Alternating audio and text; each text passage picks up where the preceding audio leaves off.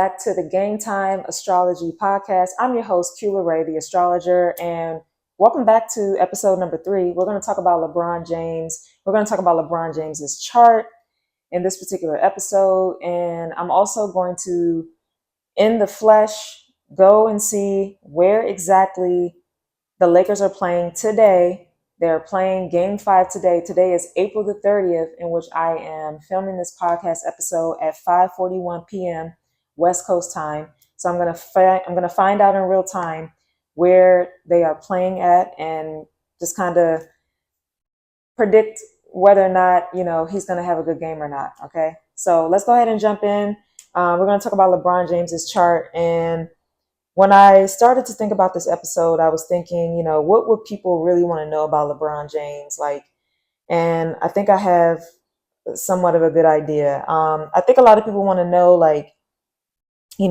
how did LeBron become so famous? And, why is he the person he is? Why does he call himself King James? Why does he have an amazing family life? Why do we never really hear anything in the media about him that is salacious or any sort of character assassinations like we've heard from a certain other LA superstar, Kobe Bryant, for example? Why haven't we heard these things? And why does he seem to be, not injury prone? Okay, so we're going to answer most, if not all, those questions in this particular episode today. So before we go ahead and do that, go ahead and like the video, subscribe to the channel. Really appreciate you guys' support. And check out the sale that I have going on as well right now. All the information is on the community tab. So let's go ahead and jump right in. So LeBron James, right? So LeBron James was born on December the 30th, 1984. So I'm going to be talking about his chart in the whole sign house system. Okay, so in whole sign houses, his sun in Capricorn shows up in the 8th house. His moon in Aries shows up in the 11th house. His Mercury in Sagittarius is in the 7th. His Venus in Aquarius is in the 9th. His Mars in Pisces is in the 10th. His Jupiter in Capricorn is in the 8th. His Saturn in Scorpio is in the 6th. His Uranus in Sagittarius is in the 7th. His Neptune in Capricorn is in the 8th, and his Pluto in Scorpio is in the 6th. All right. So what the heck does this all mean? Okay. So first of all, the first question is, I think that things that come to people's minds is how is LeBron still playing in the NBA for 22 seasons? How is he still playing, and will he continue to play? So my answer is, the reason why I feel like LeBron James is still playing and has been able to last so long is he literally has a stellium in the sign of Capricorn. So in the 8th house is his Capricorn, okay, his Capricorn energy. And he has 3 planets in the 8th house in the sign of Capricorn, and those are Jupiter, his sun sign, and also Neptune in Capricorn, okay? And so why is he in the NBA for so long? Well, Saturn is the ruler of Capricorn. And Saturn rules a plethora of different things, but we're going to zero in on the fact that Saturn rules time, systems, structures, okay? But time is what we really want to focus on. And Saturn is also about discipline and hard work. And this would explain why LeBron is so disciplined with his body, and he's a hard worker, and he's been able to last for such a long time. Saturn rules time. And also I want to point to the fact that he has Jupiter. Jupiter is the planet that expands. So wherever Jupiter is, if it's in the sign of Capricorn, it's going to expand your time. It's going to expand your work life. Capricorn rules the 10th house of work, career. So with Jupiter and Capricorn, people with Jupiter and Capricorn, depending on how Jupiter is aspected, of course, I'm going to always say that, or try to at least, but that's a disclaimer, because astrology isn't one size fit all. So some people with Jupiter and Capricorn, most people with Jupiter and Capricorn, tend to love to work, and they work for a really long time. They retire later on in life, usually, okay? Because they literally have to work a lot harder sometimes than most people, depending on how Jupiter is aspected, of course. But especially people who have Jupiter retrograde in Capricorn. These are people who have to work a lot harder to get what it is that they want in career, to get the money, to get the career, to get the white picket fence, the house, the cars, whatever the case may be, to get the recognition, to get the public display, all the things that 10th house Capricorn represents, right? But for him, his Jupiter is like really pretty good. I mean, the only thing is, of course, it's in a square to the moon in the 11th house. But besides that, his Jupiter is pretty well aspected in the chart, just overall. Number one, it's in the 8th house of shared resources. So, like I said, Jupiter is the planet of expansion and abundance and good fortune. So, because the planet of good fortune and expansion and abundance is in the 8th house of money from other people, this is why, this would say he would be a wealthy person, because also Jupiter is in a sextile. Looks like it's in a sextile to Saturn, and also Jupiter is in a trine to his north node in Taurus. Okay, so these are really good placements for him to have. Okay, very good placements. Very lucky type of energy. Jupiter is the planet of good luck, right? So he has good luck in the 8th house of shared resources, money that he makes from his work, from his career, and things of this nature. Okay, so there's that. Now, when we talk about also to, we talked about his time, him being in the NBA for so long, and why is he so disciplined? Well, he has a stellium in Capricorn. Capricorn rules your work life and your career and discipline and being wise and responsible. So with the stellium in Capricorn, this is speaking to LeBron's, I guess you can say, the way that we see him, the way that we have seen him for 22 years of him being in the league, how he is disciplined, how there's really not a lot going on that we know of that is salacious in his personal life. I mean, I'm going to get to why that is later on in this episode, because I do see some situations that are possibly hidden, and it's on purpose. It's on fated divine terms. This is what he this is his life. This is what he was reincarnated to do here on planet Earth, being a sports figure who is going to play for a really long time, who's going to be super disciplined throughout his career.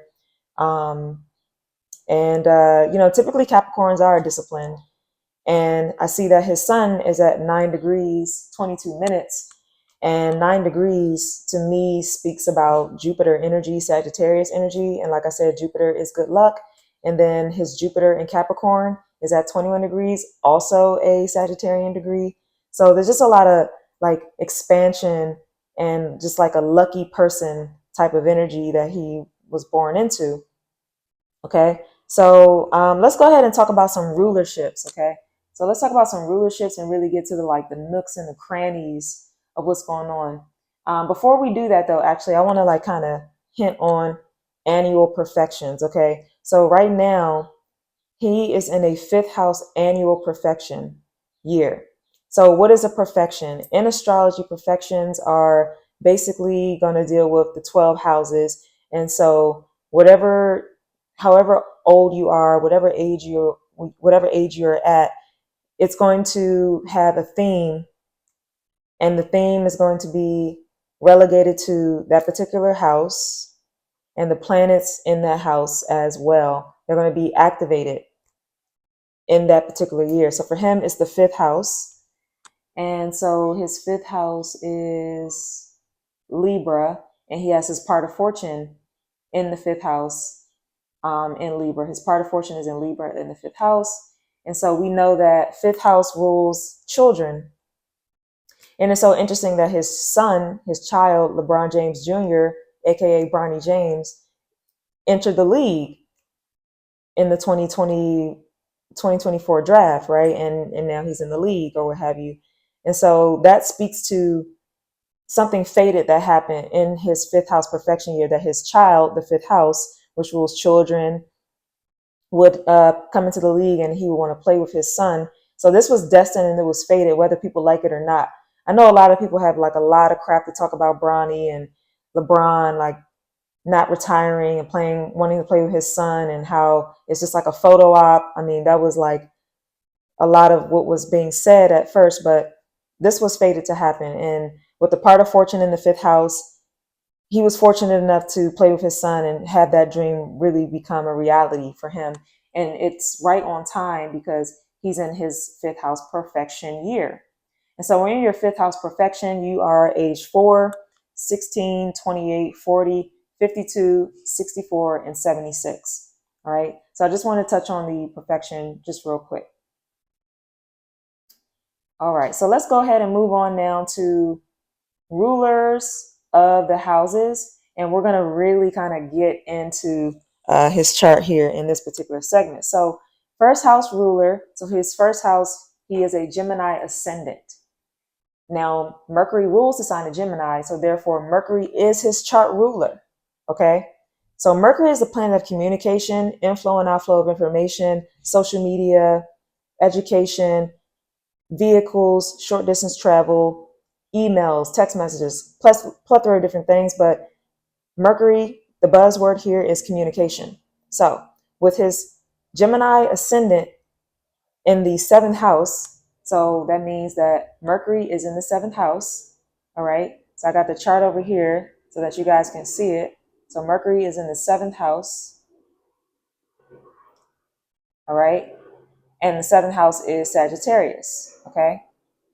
So what this means is, this is why I like looking at specific ruler placements is so important. This means that he has personal success and vitality through relationships and public visibility.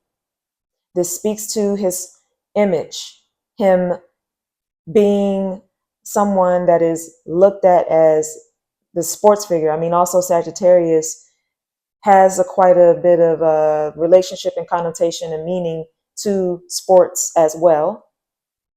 Okay, being a sports figure. But the first house ruler in the seventh house speaks to personal success through public visibility and through relationships. And we know him to be very successful. So I'm going to go through every house. Now we'll go to the second house. So the second house ruler is in the 11th house. And the second house is Cancer. Okay.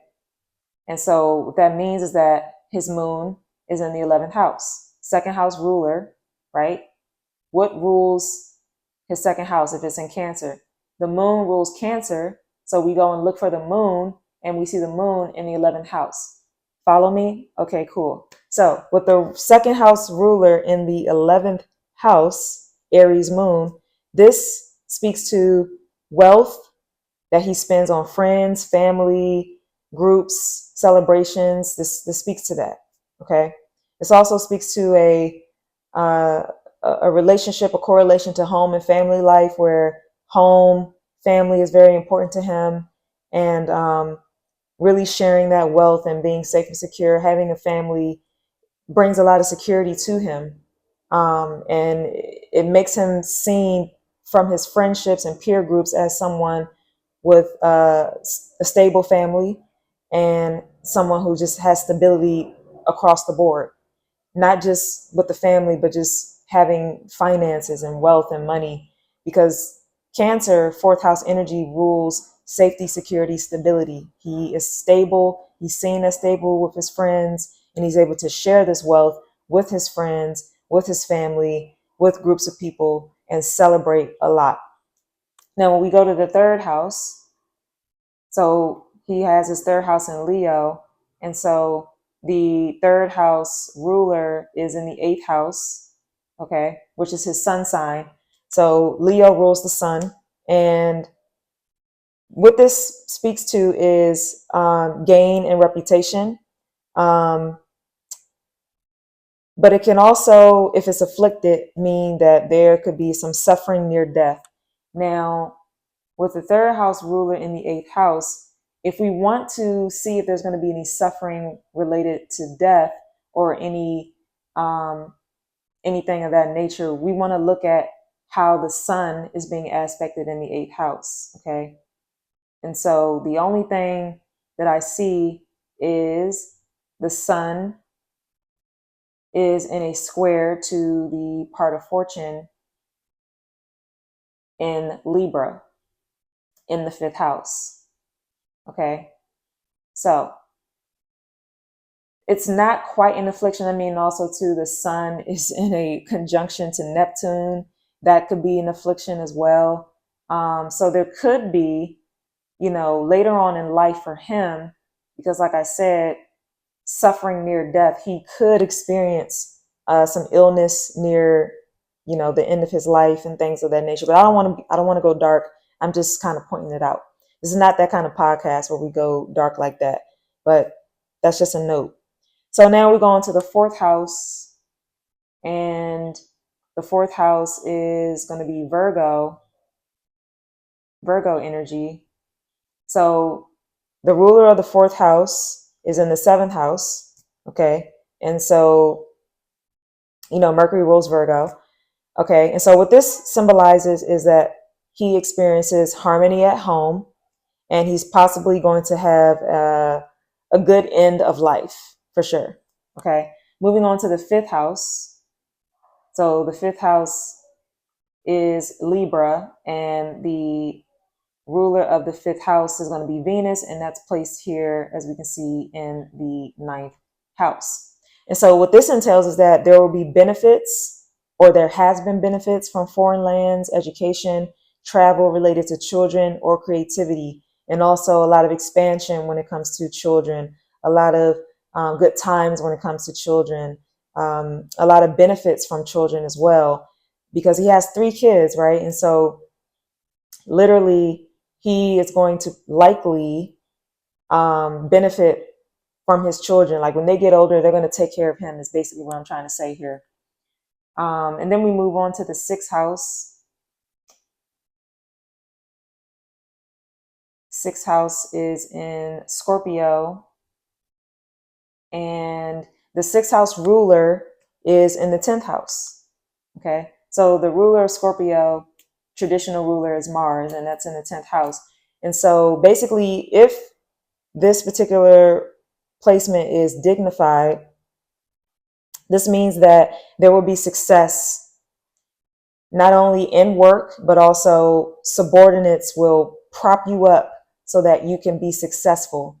Subordinates will give you the leg up, will give you opportunities, will see you as someone prominent in their organization in order to give you opportunity to flourish. However, if it was afflicted, which is not in his case, there could be illnesses and accusations. It could be a plethora of different things depending on how Mars is aspected. But like for him with Mars, it's pretty well placed here. It's not afflicted at all. It's in a harmonious aspects to Pluto, and also to Neptune as well. So it's not a bad placement. So that's why there's no illness. There's nothing going to occur like that for him in his lifetime here when it comes to that particular ruler placement. Let's move on down to the 7th house. So the 7th house ruler is in the 8th house. Okay. 7th house Sagittarius. Jupiter rules Sagittarius. So Jupiter is in the 8th house. So the 7th house ruler, which is Jupiter, is in the 8th house. Follow me. All right. So what that means is relationships can affect his shared finances.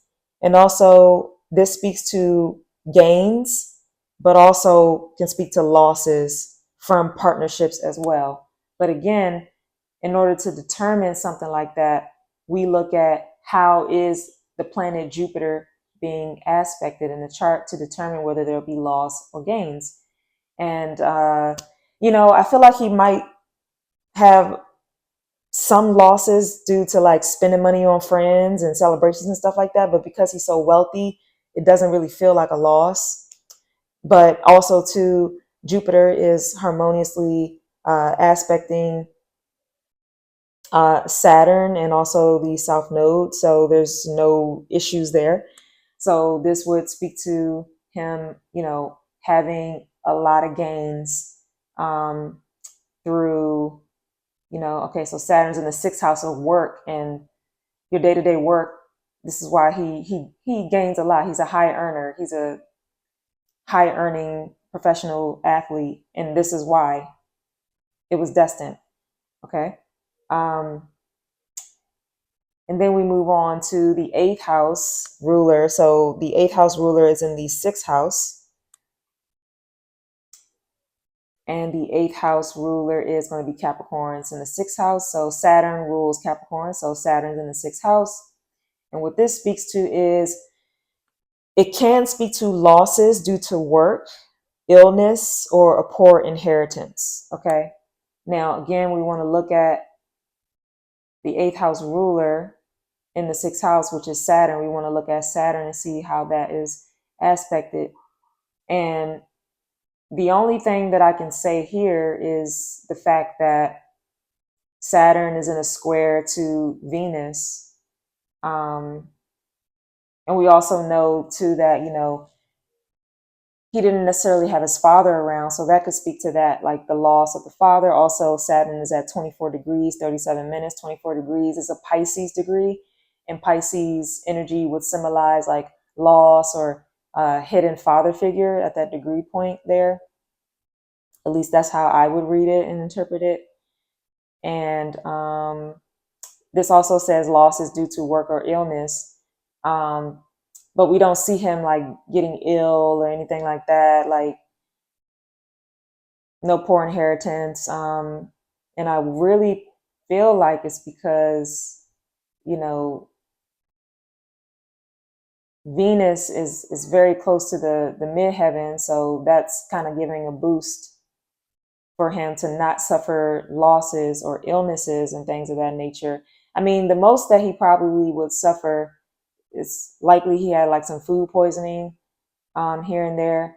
But because the chart is so strong, there's really, and the eighth house ruler, it's the eighth house ruler in the sixth house, and there's a lot of strengths in the eighth house that would determine why there's really no illness or like injuries and stuff like that he's ever really dealt with in his sixth house day-to-day work life, day-to-day being in the NBA, playing in the NBA. And then we have the ninth house ruler in the sixth house. All right. So ninth house ruler in the sixth house. Saturn is the modern ruler of Aquarius. Saturn is the traditional ruler of Aquarius. Uranus is the modern ruler of Aquarius. Okay. And so what this would signify is potentially like harm from foreigners or failed travel or failed study if afflicted. Okay. And so, we don't live with LeBron, so we don't know how things go when he's in a foreign land, but obviously he has stayed in the country where he was born. So we don't see him going through any issues there. But if he were to travel a lot abroad, he could likely go through some issues because Venus is in a square to Saturn. And so there could be trouble abroad for sure for him. Visas, having a long wait times, trouble getting through customs, through borders, things of this nature. Those things could come up. Now, the 10th house ruler is in the 8th house. So the 10th house ruler, so Pisces, is in the 8th house. Neptune rules Pisces. Jupiter also rules Pisces as well. So Jupiter is the traditional ruler. Neptune is the non-traditional ruler, the modern ruler of the sign of Pisces.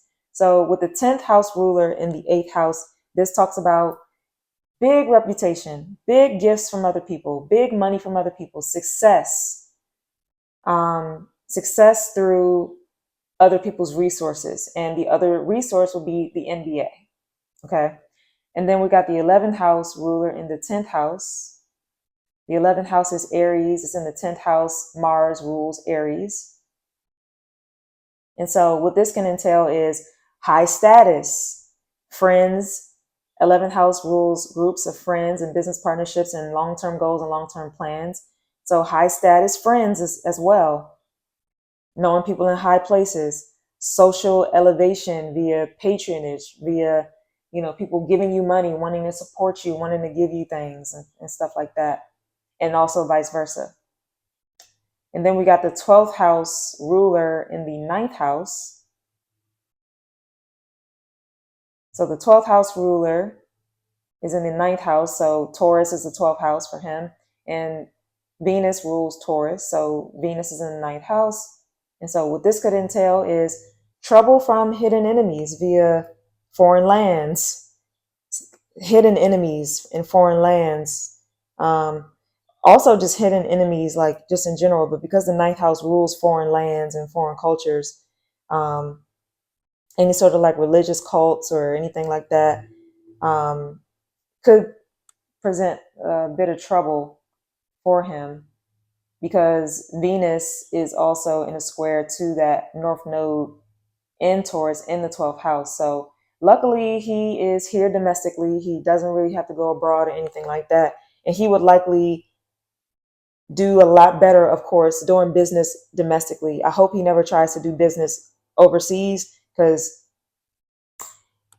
it may be, not saying it won't work, it's just going to be more difficult. But doing business here domestically is an easy flow. As we see, he's a huge superstar. All right, so that is the house rulerships. So I hope that gave you guys like some credence to like why he is who he is. And then we're going to actually move on to like some major aspects that I want to talk about specifically.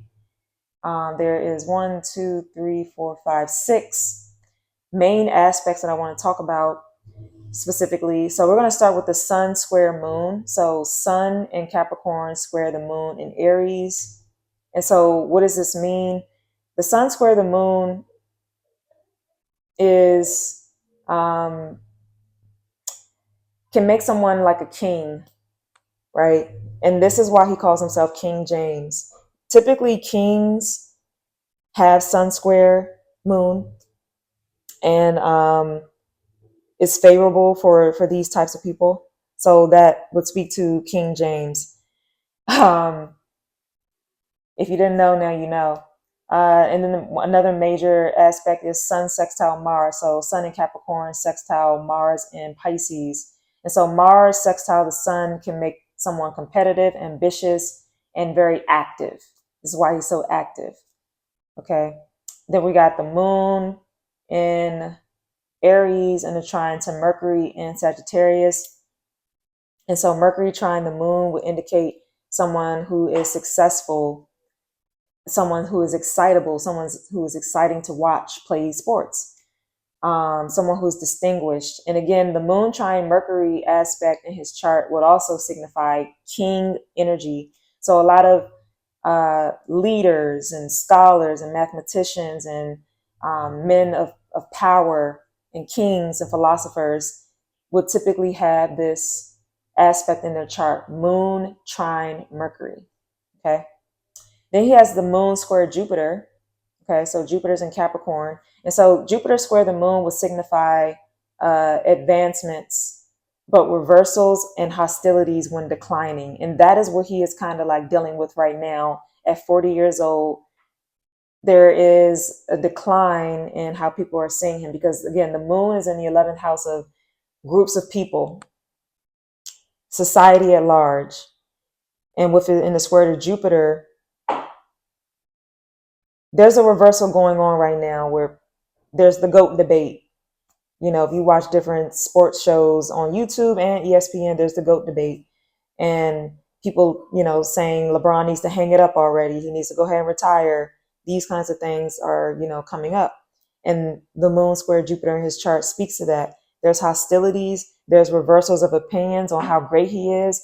That happens in later life, in later age of life. Do I think that he will continue to play for next year or another 2 years. I think another 2 years tops, because he's in his fifth house profection year. And then when he's 41, he'll be in his sixth house profection year, which is the work house, wanting to work, wanting to be of service. And then the seventh house also deals with a little bit of work. It's like business partnerships. So I do see him playing for 2 more years, honestly. If he was to retire, it likely would be at the age of 42. So there's that. That's why there's the hostilities, because he's still playing. And over time, with Moon square Jupiter, people's opinions of you, the groups, people, large groups of people, the media, whatever the case may be, are going to not like you very much, as they used to. He has Venus square Saturn. So Venus is in Aquarius square Saturn in Scorpio. And so Saturn square Venus could cause grief from affairs. It can cause grief from children, grief from lawsuits, and grief from the reduction in livelihood. Okay, so that's something that he might have to watch out for later on down the line, because Saturn rules time, right? And this could actually occur during his Saturn return when he's like in his 50s. This could be something that would likely like activate at that particular time during his second Saturn return. Okay. Now, the last main aspect I want to talk about is Jupiter sextile Saturn. So Saturn sextile Jupiter can cause benefits from property, land, and legacy, especially now that he is like the first owner, first person, new money in his family to like break the curse, to build a legacy. Jupiter sextile Saturn speaks to that, because Jupiter's in the eighth house of money and resources, and money you make from a business, business partnerships, taxes, inheritances. So he's literally the inheritance builder of his lineage, with the sextile to Saturn in the sixth house, building that legacy from the sixth house, work, the day to day, putting in the time, the years, the effort, doing the hard work, doing what needs to be done in order to pass that on to his children. And then, he has Saturn in Scorpio, and also Jupiter in eighth house, and Scorpio is the ruler of the eighth house. So it's just like a double whammy of good fortune when it comes to money that you're making from outside sources. Like, you don't have to create your abundance. You literally are born to reap the benefits of money and wealth. And then he also has his South Node in Scorpio. So in a previous life, he made money easily through shared resources, legacies, inheritances. Maybe he was a trust fund kid in a past life. Not sure. I would have to go a little bit deeper into the chart to kind of like determine that. I'm going to wrap up the episode right here, but I thank y'all so much for tuning into this episode. Tune into episode number 4, where I'm going to start covering the playoffs a lot more. And I also got a comment on the last podcast episode where someone wanted me to read about the Sanders brothers that are in the NFL. I'll make sure I do that. I'll make sure I get around to that. And yeah, comment, guys, in the description box, in the comment section, if you want me to read certain players. I'm happy to do that. And just give you guys a really good show. But again, thank you guys so much for watching. Make sure you tap into the sale that I have going on right now. All that information is going to be down in the description box below, and also on the community tab. This sale is going on from now into June 20th. So make sure you tap into that. I'm only going to take about 10 slots. So go ahead and take advantage of it. And then as the slots start to dwindle, I'll just be updating you guys in the description box, the community tab, and letting you guys know how many slots I have left. But until next time, guys, peace.